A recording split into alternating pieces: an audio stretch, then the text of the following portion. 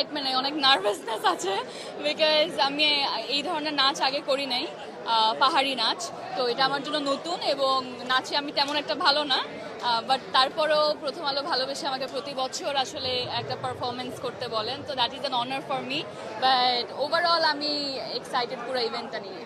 অনেক বছর ধরেই পারফর্ম করে আসছি, সো এবারও পারফর্ম করতে অনেক এক্সাইটেড, একটু নার্ভাস বাট খুবই ভালো লাগছে। এবার তো নতুন ভেন্যুতে আয়োজন হয়েছে, খুব ভালো লাগছে, more organized and the space is more spacious. So এবার পারফর্মও করছি, নমিনেশনও আছে, সব কিছু মিলে খুব ভালো লাগছে। সব মিলে খুবই ভালো লাগছে।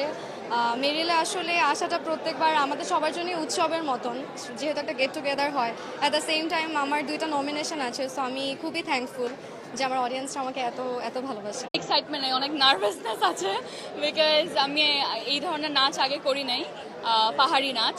তো এটা আমার জন্য